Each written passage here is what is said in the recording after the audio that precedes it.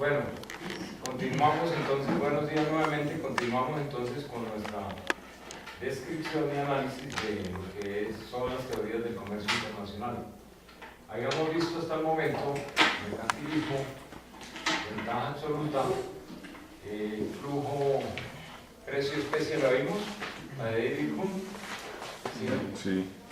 Vimos la ventaja comparativa, vimos demanda recíproca de Dionis Dormir, estudiamos Hecher-Ohlin. Ahora vamos a estudiar una que se llama igualación del precio de los factores de producción.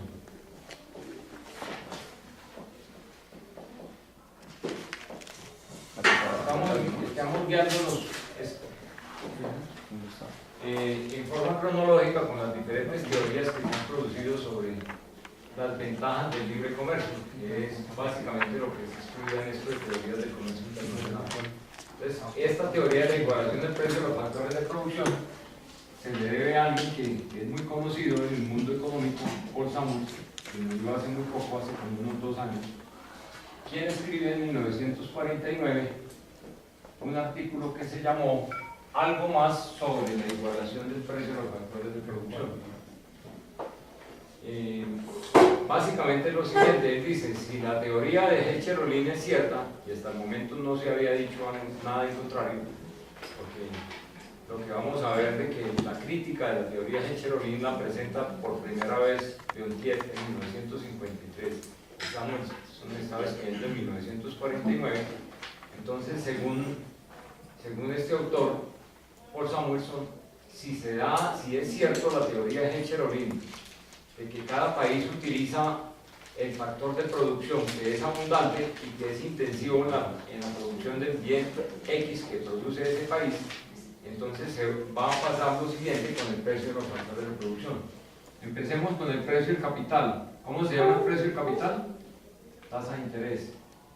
Entonces, vamos a seguir nuestro ejemplo, que hay 2 países, Estados Unidos, que produce tractores, y Colombia, que produce café. Vamos a mostrar en forma horizontal el mercado de capital en Estados Unidos y el mercado de capital en Colombia. ¿Cuál sería el precio inicial del mercado de capital en Estados Unidos? Vamos a suponer que la demanda es igual, es decir, en cuanto a demanda no vamos a decir absolutamente nada en cuanto a diferencias que hay en esos 2 países. La demanda puede ser de este tipo. ¿Cómo será inicialmente la oferta de capital en Estados Unidos? Es abundante. Entonces, ¿cómo será la curva de oferta? Algo parecido a eso. Por lo tanto, si esa es la oferta y esta es la demanda, vamos a tener una cantidad transada de capital y un precio que sería la tasa de interés, que la vamos a llamar R sub 0. Ahora vamos a mirar qué pasa en Colombia. ¿Qué ocurre con la oferta en Colombia? Es limitada. La oferta de capital en Colombia es limitada, hay poco capital y es algo que se le reconoce a los países subdesarrollados. Entonces podríamos graficarla más o menos de esta forma. Es decir, en Colombia se transa muy poco capital porque es limitado, porque es escaso, y la tasa de interés es relativamente alta. Vamos a suponer que es R sub. Bueno, para que lleguemos al mismo precio, vamos a llamarlo no R sub 0, sino R sub 1. En todo caso, antes de aplicarse la especialización, de acuerdo con la teoría de Hecher-Ohlin, tenemos tasa de interés baja en Estados Unidos, tasa de interés alta en Colombia. ¿Qué ocurre si se aplica la teoría de Hecher-Ohlin? Que se va a utilizar mucho capital en Estados Unidos y muy poco capital, inclusive se va a disminuir el capital en Colombia. Entonces, ¿qué va a pasar con la demanda? En Estados Unidos de capital la demanda aumenta. Y por lo tanto, al aumentar la demanda, manteniéndose en la oferta constante, la tasa de interés va a subir a un R sub 2. Mientras que en Colombia, como ya no vamos a producir tractores como antes, la demanda de capital disminuye y entonces graficaríamos esa disminución de esta forma, aquí tenemos demanda inicial, aquí tenemos demanda final, y eso resulta en una disminución de la tasa de interés, digamos a R sub 2, es decir, se acercan los precios de los factores de producción en el mundo a raíz de la especialización que se da siguiendo lo que dice Hechter-Ohlin. Aumenta en Estados Unidos y disminuye en Colombia, y el precio del capital se tiende a igualar. Se puede igualar hasta en la medida en que se siga demandando más capital en Estados Unidos y menos capital en Colombia. Esta parte es Colombia. Esta gráfica corresponde a Colombia. Ahora miremos, de acuerdo con la teoría de Samuelson, qué pasa con el precio del trabajo. ¿Cómo se llama el precio del trabajo? Salario, ¿cierto? Entonces vamos a graficar el mercado del trabajo en Colombia. Sobre el eje de las ordenadas vamos a mostrar el salario, sobre el eje de las abscisas vamos a mostrar la cantidad transada de trabajo, el Q sub L. Esto pasa en Estados Unidos y esto pasa en Colombia.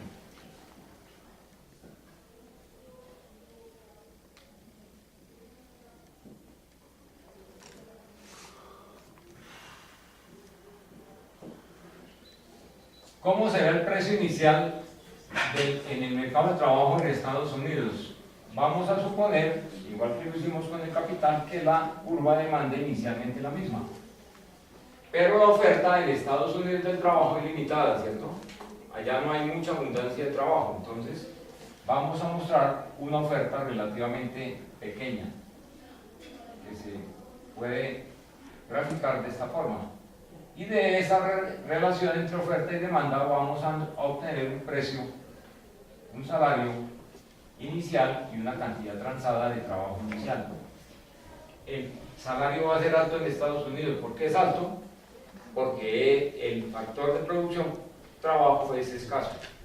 Mientras que en Colombia hay mucha oferta de trabajo, una oferta bastante amplia, como la graficamos acá, y por lo tanto vamos a obtener un precio del trabajo, es decir, un salario bastante bajo, con una cantidad transada bastante alta, de acuerdo con la teoría de Samuelson.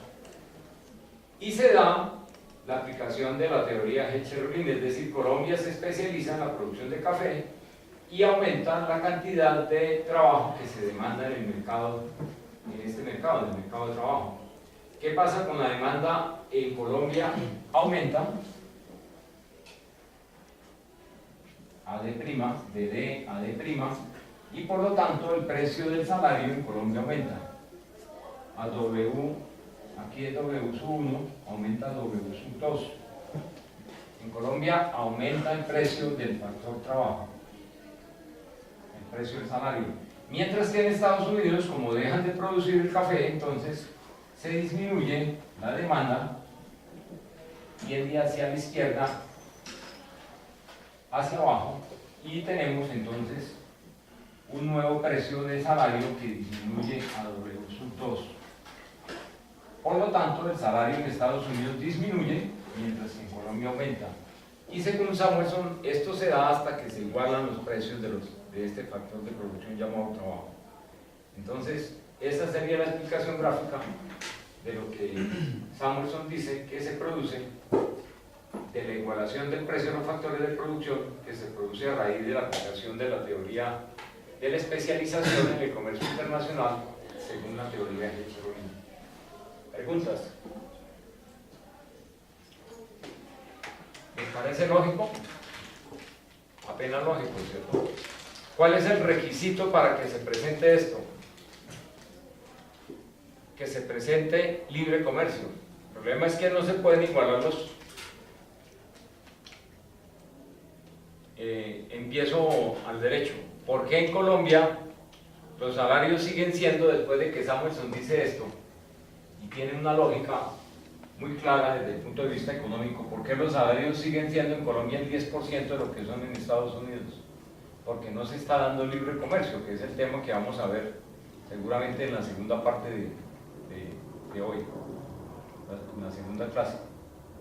Si no se presenta libre comercio, si no se presenta el comercio aprovechando las ventajas comparativas, las ventajas absolutas, pues no va a haber este tipo de solución como lo expone Samos.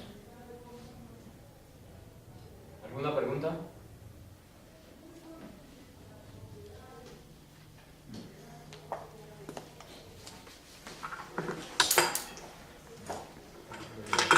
Ahora entonces a ver una teoría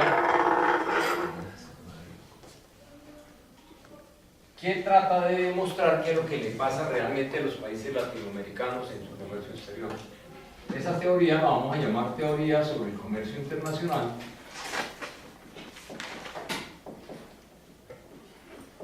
De dos señores, Hans Singer y Raúl Previs.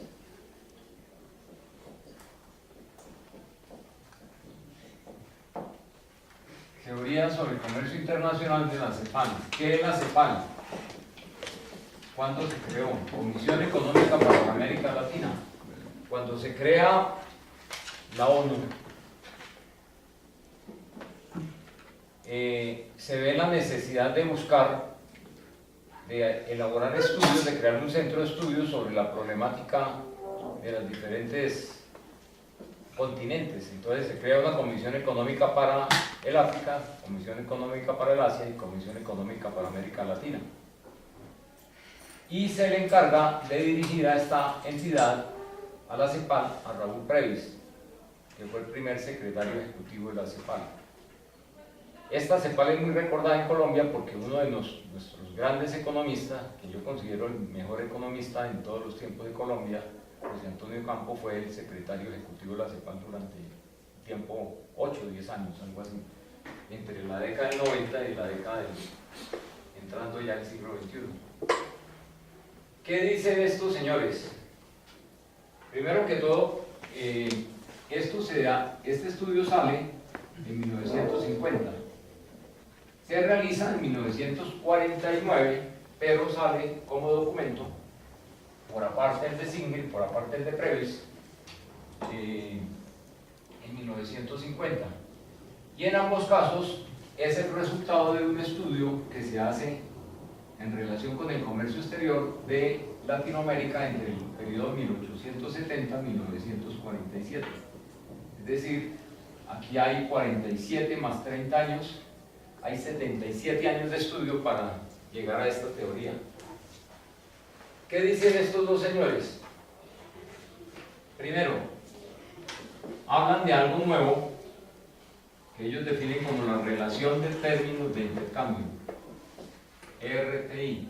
¿Qué es la relación de términos de intercambio? La diferencia o la relación entre el precio de los bienes que se exportan por parte de Latinoamérica y los precios de los bienes que se importan por parte de Latinoamérica. Y ellos observan que esta relación de términos de intercambio, en este periodo de 77 años, lo que ven es que normalmente tiende a la caída, es decir, o caen los precios de los bienes exportados mientras el precio de los bienes importados aumenta, o los precios de los bienes exportados aumentan, digamos en un 2%, en un 5%, mientras que el precio de los bienes importados aumentan mucho más, es decir, un 10%. En todo caso, esta relación tiende a caer. ¿Y eso qué implica para los países latinoamericanos? Que cada día, si la relación de términos de intercambio cae, cada día, volviendo al tema de los dos artículos que aplicamos para estudiar el modelo de Hecher-Ohlin, cada día hay que dar más sacos de café por igual cantidad de tractores. ¿Por qué? Porque mientras el precio de los bienes industriales, que es los bienes que nosotros importamos, está aumentando, el precio de los bienes primarios que nosotros exportamos, digo Latinoamérica, está disminuyendo. Entonces cada día hay que dar más sacos de café por un mismo tractor. Cada día hay que dar más bienes primarios por bienes industriales. Ese es, digamos, el principal descubrimiento que hacen estos autores con base en este estudio de 77 años. ¿Cuáles son las causas, según ellos, que llevan a esa caída tendencial de la relación de términos de intercambio. Primero, la elasticidad ingreso de la demanda es baja en productos primarios, productos que exporta Latinoamérica, mientras que esta misma elasticidad ingreso a la demanda es alta en productos industriales. ¿Sí? ¿Cómo graficamos esta elasticidad de ingreso a la demanda? Aquí vamos a medir el ingreso sobre el eje de las abscisas y sobre el eje de las ordenadas vamos a medir la demanda. Entonces, ¿qué es eso de elasticidad de ingreso a la demanda baja? ¿Cómo lo mostramos gráficamente? Esta sería la relación, o esa sería la pendiente que nos muestra la elasticidad de ingreso a la demanda. Mientras el ingreso aumenta bastante, digamos de un punto a un punto B, digamos mientras el ingreso aumenta de Y sub 0 a Y sub 1 en una proporción bastante importante, este espacio, esta longitud, la demanda de los bienes tiende a aumentar mucho menos proporcionalmente al aumento en el ingreso. Eso es lo que se llama elasticidad de ingreso a la demanda. Mientras que en los bienes industriales ocurre lo contrario. Vamos a hacerlo acá con línea roja. ¿Cómo es la misma elasticidad? Esta es bienes primarios. Baja elasticidad de ingreso a la demanda. ¿Cómo es la elasticidad de los bienes industriales? Es de este tipo, es decir, bienes industriales, aquí vemos que en la medida en que, aquí lo vamos a hacer, en que aumenta el mismo nivel de ingreso, aquí se presenta el mismo nivel de ingreso, la demanda aumenta muchísimo más, aumenta esta cantidad. Es decir, hay una alta elasticidad, ingreso a la demanda en productos industriales. ¿Sí? Pregunta, entonces, ¿en qué se debe especializar? ¿Cuál sería el mejor campo para especializarse en Latinoamérica? ¿En productos primarios o en productos industriales? Productos industriales, ¿cierto? ¿Por qué? Porque mientras crece el PIB en el mundo, crece más la demanda de esos bienes. Y eso pasa hoy no solamente a nivel de comercio exterior, sino a nivel de la economía local. Mientras que a nosotros nos aumentan, supongan ustedes que ganan 2 millones de pesos. Si les aumentan el sueldo de 2 millones a 4 millones de pesos, tengan la seguridad de que siguen consumiendo la misma cantidad de alimentos. ¿Por qué? Porque se supone que el ser humano, primero que todo, satisface las necesidades vitales, en este caso alimentos. Entonces, cuando gana 2 millones de pesos, está consumiendo el nivel de alimentos que puede consumir. Pero si ya le aumentan el sueldo de 2 millones de pesos a 4 millones de pesos, no va a consumir, de pronto consume un poquito más de alimentos, pero es una mínima parte en relación con el incremento en el ingreso que se está dando.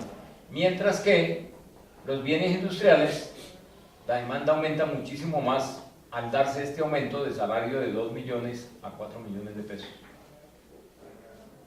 Entonces, esa es la primera causa. Segundo, ellos reconocen que hay progreso, llamémoslo progreso tecnológico. Eso implicaría, desde el punto de vista de nuestra ecuación que hemos estudiado tanto tiempo, la ecuación del markup, que ese progreso tecnológico estaría reflejándose en una disminución del costo de producción. ¿Sí?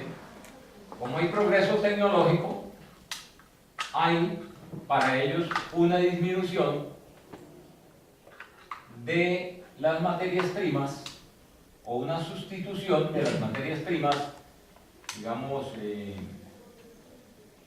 básicas por materias primas sintéticas. ¿A quién perjudica ese progreso tecnológico? ¿A quién perjudica esa disminución de los costos de producción? Pues a los países que están exportando sus bienes, ¿cierto? esos bienes primarios, esas materias primas. ¿Y quiénes son esos países? Los latinoamericanos. Entonces, se explicaría también por qué baja el precio de los productos que Latinoamérica exporta. Mientras que, la tasa de ganancia, vamos a suponerla constante, bajan los costos de producción, la tasa de ganancia permanece constante. ¿Qué bajaría acá? Bajarían los precios, ¿cierto? Inclusive puede ser que bajen los costos de producción, baja la tasa de ganancia según ellos y también bajan los precios. Ese sería lo que ocurre con el progreso tecnológico.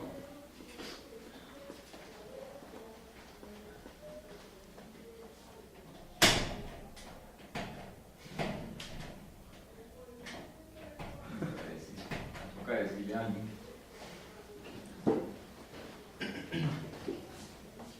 ¿Qué pasa con el progreso tecnológico en los países industriales? Bajan los costos de producción, ¿cierto?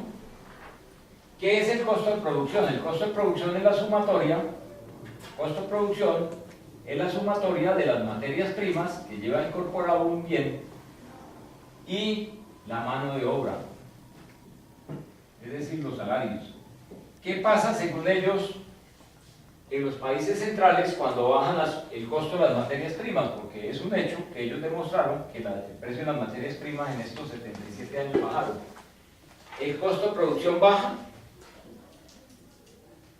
Puede ser que sí, que las materias primas ven bajar su precio, pero la mano de obra, el precio de la mano de obra aumenta. ¿Y por qué aumenta el precio de la mano de obra en los países industriales? Ellos dicen que porque allá hay una muy buena organización sindical que hace que el progreso tecnológico, que lo que se ahorran las empresas por disminución del costo de las materias primas, lo ganan los sindicatos a través de aumento de salarios. Mientras que aquí en Latinoamérica no hay una buena organización de sindicatos, o por lo menos no la había en esa época, y por lo tanto no se aprovechan esa disminución del costo de las materias primas, no se aprovechan para aumentar los salarios en Latinoamérica. ¿Qué otra cosa puede suceder? ¿Quién más se puede ganar esa disminución de costos de producción? Es indudable que bajan los precios, porque el precio de los bienes industriales uno ve en el mundo que pueden estar bajando. ¿Qué pasa con la tasa de ganancia?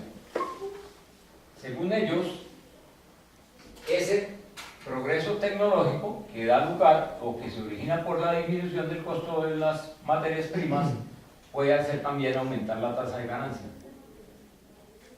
En conclusión, ¿quién se queda con el progreso tecnológico en los países industriales? Los empleados, que logran unos mejores salarios, y los empresarios, que logran unas mejores ganancias. Tercer punto. ¿Qué origina una disminución del precio de los bienes exportados? Lo habíamos dicho anteriormente implícitamente. ¿Qué pasa con los bienes, con las materias primas que utilizan los países industriales? Hay una disminución de la utilización de las materias primas. ¿Por qué? Porque hay una sustitución de estas materias primas por productos sintéticos. Y entonces ahí ofrecen un ejemplo de lo que pasa con el cobre en Chile. Ustedes saben que una de las propiedades del cobre es que es un muy buen conductor de energía eléctrica, ¿no? Entonces, ¿qué pasa? Que para producir un mismo bien, un mismo electrodoméstico, en lugar de utilizar cobre, descubren por el progreso tecnológico un material sintético que también tiene las características de ser un buen conductor de energía eléctrica. Entonces, dejan de comprar cobre a Chile, le hacen bajar el precio de los bienes exportados y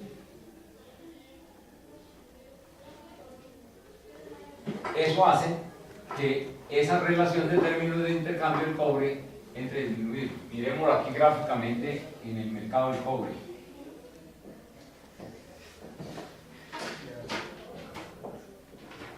precio, cantidad, oferta y demanda inicial.